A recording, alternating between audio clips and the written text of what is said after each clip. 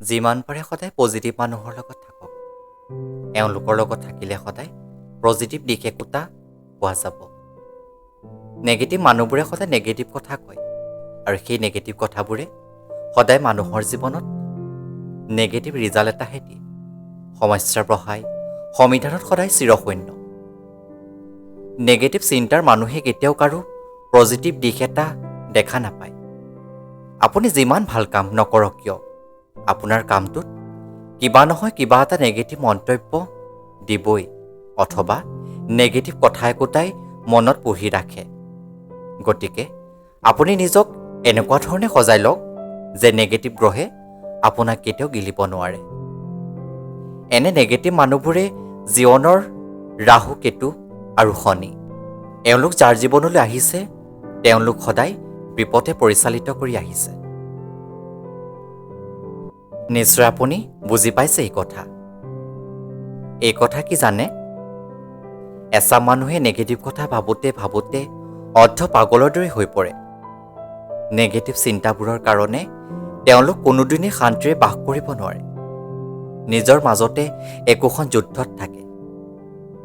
এওঁলোকৰ কিবা নহয় কিবা কথাত খং উঠি থাকিব, কাৰোবালৈ মনত পৰি থাকিব, সন্দেহ এটা ডুব গৈ থাকিব।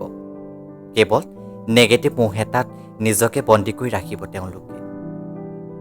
ইয়াৰ মূল হৈছে পজিটিভ চিন্তা কৰিব নোৱাৰাৰ। নিজৰ অকৰ্মবোৰত কেৱল নিজে পজিটিভ দেখি থকা আৰু নিজক পজিটিভ বুলি নিজে চাৰ্টিফিকেট দিয়াৰ বিষয়টোৰ বাবে অসমীয়াত এষাৰ কথা আছে, ভালে পাই ভালক, জাবৰে পাই খালক। অৰ্থাৎ ভাল মনৰ গৰাকীয়ে সদায় ভাল দেখে, ভালটো বুজে আৰু ভালটো বুটলি পায়। কিন্তু নেগেটিভ মনৰ মানুহে কোনোকালে ভালটো নেদেখে, ভালটো নুবুজে, ভালটো বিচাৰি নাপায়। আচলতে নিজে ফলৰ বাকলি গুচাই নোখোৱা মানুহে আনে গুচোৱা ফলত বাকলি থাকি গ'ল বুলি ক'বই। ভালটো বুটলিব নোৱাৰাটো তেওঁলোকৰ দুৰ্ভাগ্য। এই একবিংশ শতিকাত ভাল পৰিৱেশ নিজে গোটা ল'ব পাৰিব লাগিব। বৰ্তমান সমাজৰ কথাবোৰ দেখি শুনিয়েই বহুত লোক জীৱনৰ উচ্চ শিখৰত জিলিকি আছে, আৰু একাংশই প্ৰচেষ্টা কৰি থকা দেখা যায়। বিশ্বাস যে তেওঁলোকে এদিন সফল হ'ব। ভাল সমাজ নোপোৱা, ভাল কথা ক'ব নজনা, আনৰ কৰ্মত ভাল নেদেখাৰ মূলেই হ'ল স্বাৰ্জিত নেগেটিভ শক্তি। এই যে পৃথিৱীৰ বিখ্যাত মানুহবোৰ আজিও মানুহৰ বুকুত, কিয় জানেনে? কেৱল তেওঁলোকৰ পজিটিভ দিশ এটাৰ বাবে, সমাজৰ 10 জনৰ বাবে কৰি যোৱা সৎকৰ্মৰ বাবেই। তেওঁলোকৰ কৰ্মই তেওঁলোকৰ পৰিচয়, যি পৰিচয় আমাৰ আদৰ্শ। এবাৰ আব্দুল কালামৰ কথাকে ভাবি চাওকচোন। তেওঁ কৈছিল, মানুহে যেনেকৈ লেতেৰা কাপোৰ লৈ লাজ পায়, তেনেকৈ লেতেৰা মন এটা লৈ লাজ পাব লাগে। আকৌ কৈছে, যদি এখন দেশ দুৰ্নীতিমুক্ত আৰু সুন্দৰ মনৰ জাতি হৈ উঠিব লাগে, তেন্তে মই দৃঢ়ভাৱে অনুভৱ কৰোঁ যে সমাজত 3জন মূল সদস্য আছে, যিয়ে এটা পৰিৱৰ্তন সাধিব পাৰে। তেওঁলোক হ'ল পিতৃ মাতৃ আৰু শিক্ষক। আকৌ কৈছিল, তুমি যদি সূৰ্যৰ দৰে হ'ব খোজা, তেন্তে প্ৰথমে নিজক সূৰ্যৰ দৰে পৰিব লাগিব। আনহাতে ডেল কাৰ্নেগীয়ে কৈছিল, এগৰাকী সফল ব্যক্তি আৰু অসফল ব্যক্তিৰ মাজত মূল পাৰ্থক্য হ'ল সফল ব্যক্তিগৰাকীয়ে তেওঁৰ ভুলৰ পৰাই সদায় শিক্ষালৈ আগবাঢ়ে।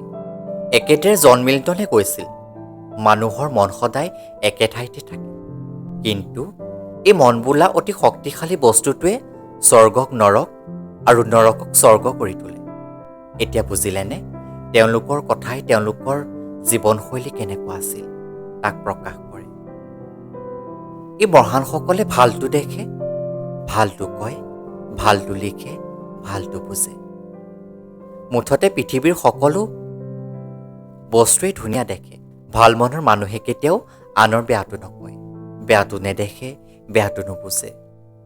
ভাল মনৰ মানুহে কেতিয়াও আনে নুশুনাকৈ আনৰ ওপৰত আলোচনা কৰি নুফুৰে, কাৰো বদনাম নকৰে বা আনৰ বেয়া হোৱাটো কামনা নকৰে। আনহাতে ভাল মনৰ মানুহে আনৰ বাবে সদায় প্ৰাৰ্থনা কৰে, আনৰ বাবে হাঁহে, আনৰ বাবেই কান্দে, আনৰ দুখত দুখী আৰু আনৰ সুখত সুখী। যি কথাই নিজৰ লগতে আন 10জনকো উত্তৰণ কৰিবলৈ বাৰ্তা প্ৰেৰণ কৰে। সৎ কাম কৰক, সৎ কামৰ পৰামৰ্শ দিয়ক, সৎ চিন্তা কৰক, সৎ চিন্তা কৰিবলৈ প্ৰেৰণা দিয়ক, সৎ দেখক, সৎ দেখুৱাওক, মুঠতে পজিটিভ মানসিক দিশ এটাৰে আগুৱাই গৈ থাকক। আন্ধাৰৰ পৰা পোহৰলৈ, জীৱনৰ পৰা জীৱনলৈ।